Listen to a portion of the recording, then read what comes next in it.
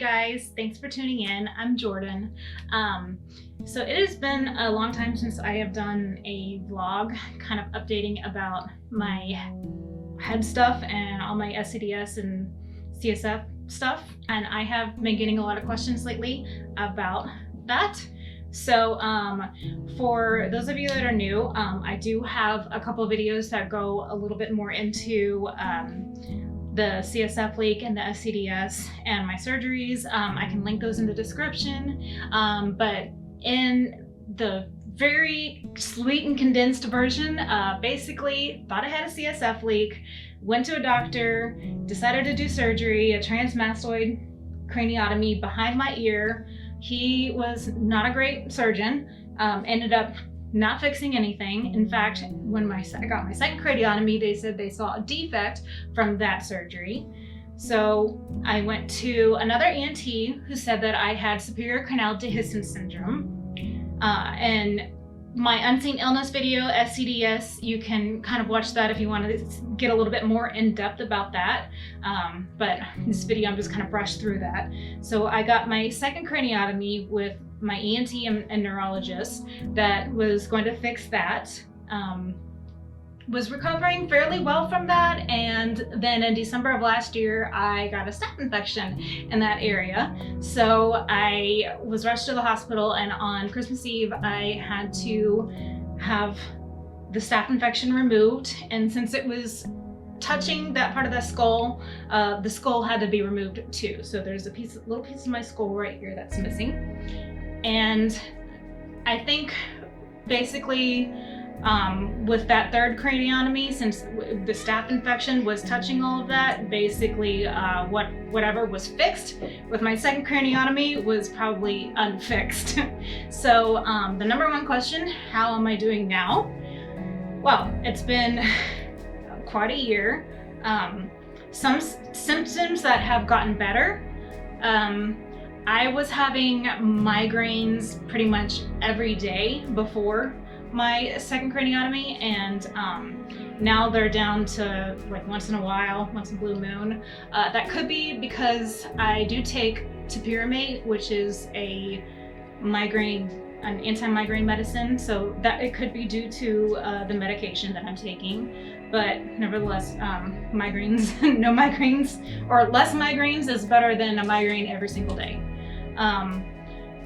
The dizziness, I still get dizzy and I still have balance issues, but I don't feel like that I'm walking on a cruise ship pretty much every day.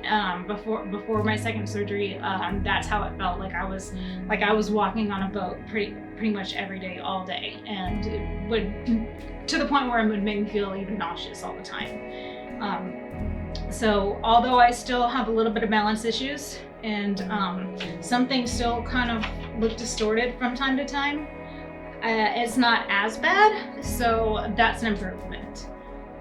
So things that have not improved or have gotten worse, the hearing of my inner sounds, like hearing my eyeballs move, my footsteps pounding in my head, my voice loudly in my head, that has not improved. I hear my eyeballs all the time.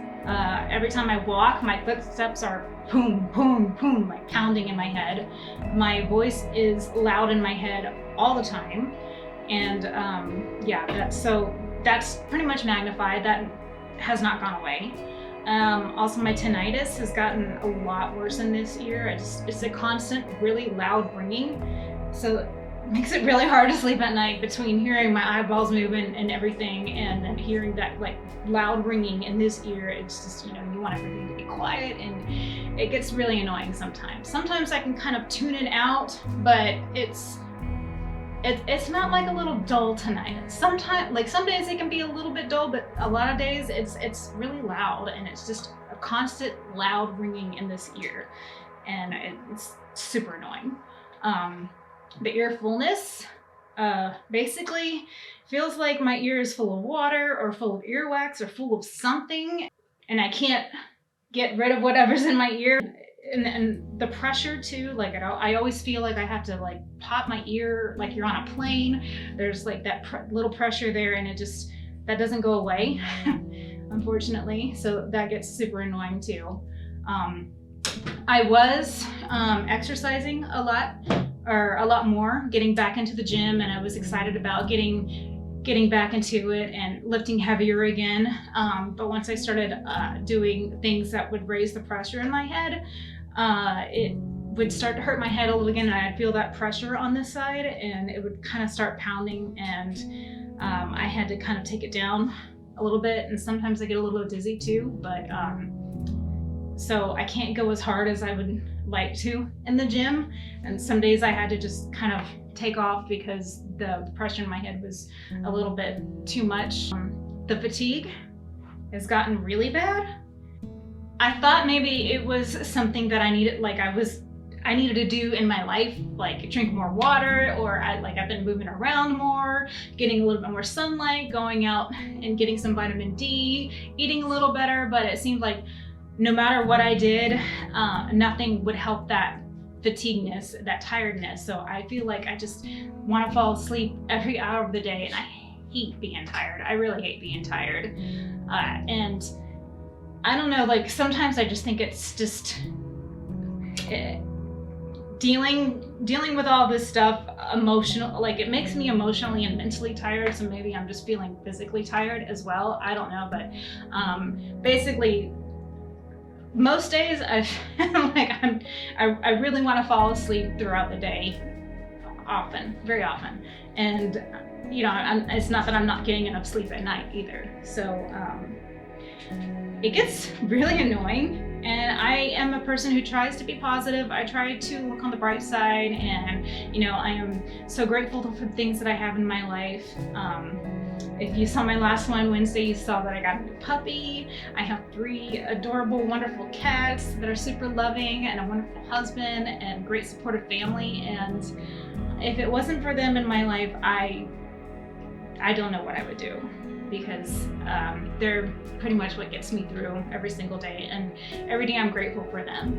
And I, you know, think about that all the time, but you know, some days it just festers up, and I try to be positive, but it just kind of like all festers up, and then it just, I have bad days. So answering some of your questions.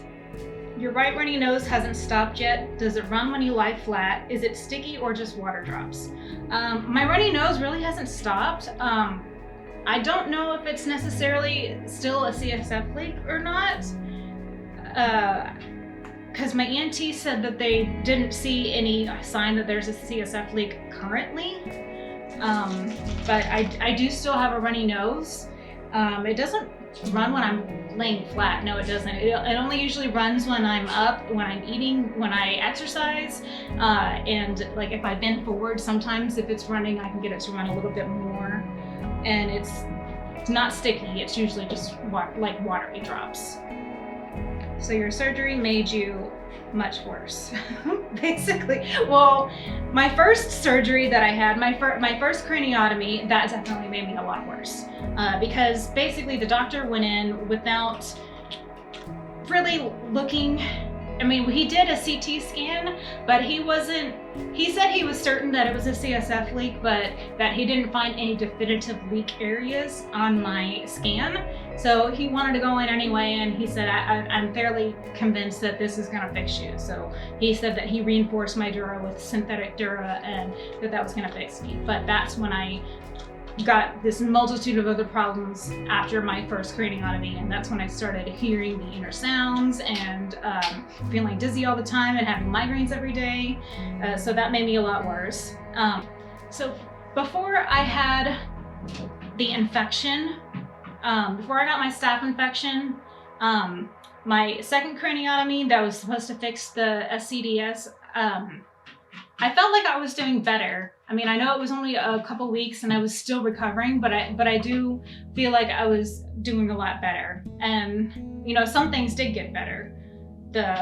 I felt like I wasn't hearing my eyes as much, and that I wasn't hearing my heartbeat, that kind of things, and definitely wasn't as dizzy. So I think the second surgery did kind of fix me, and if I was able to recover completely from that I probably would have felt a whole lot better. But unfortunately, I got the staph infection and things went downhill from there. Does your own voice sound distorted to your own ears? I have this problem. I don't know if it necessarily sounds distorted. It sounds, I guess the definition of distorted, it's loud, it's muffled.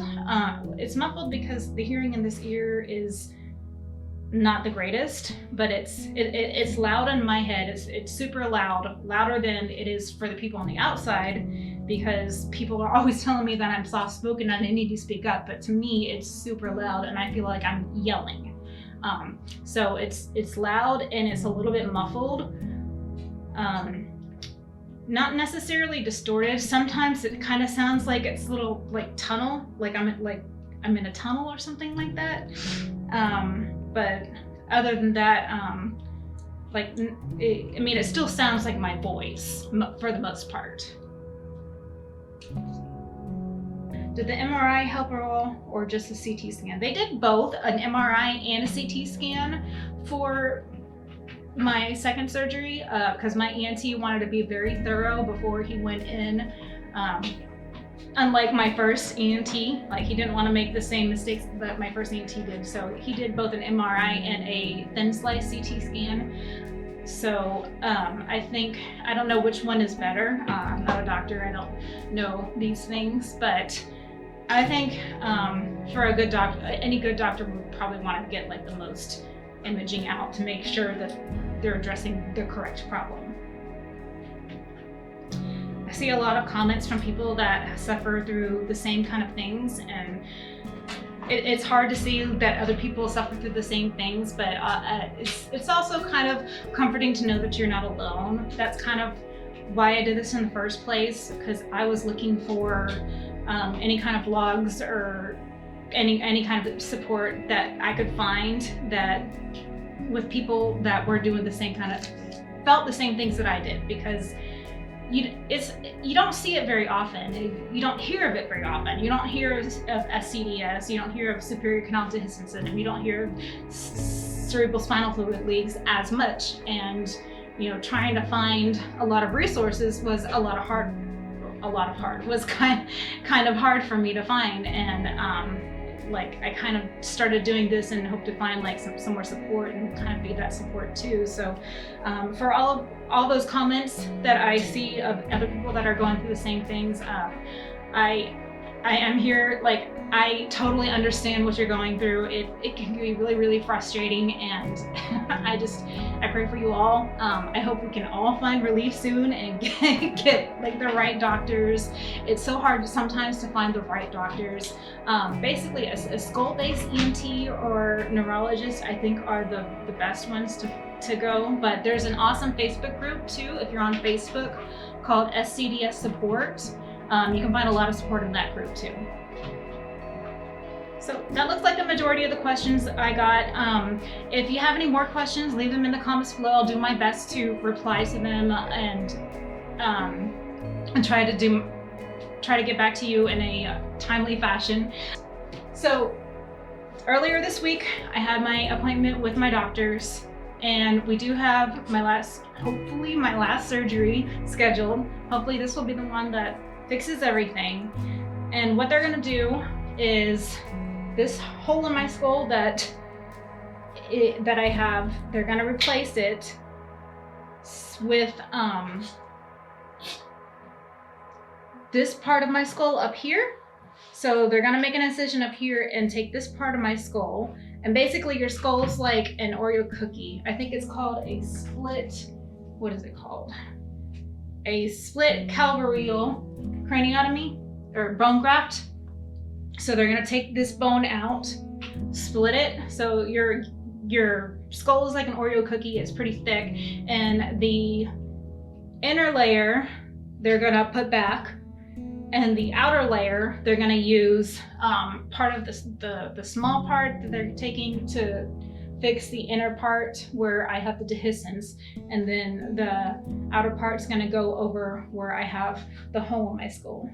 As you can see, like, my hair is growing out so much in the past year. It's all gonna be shaved again. But oh well. So that's where we are now. That appointment happened earlier this week, and I'm waiting for a call from them sometime this week to schedule that surgery and hopefully get better. Hopefully my last craniotomy ever. But thank you so much for sticking through this. Thank you so much for all of your support. I really appreciate all of the kind words that I've gotten from my past videos. And I will see you next time. Bye.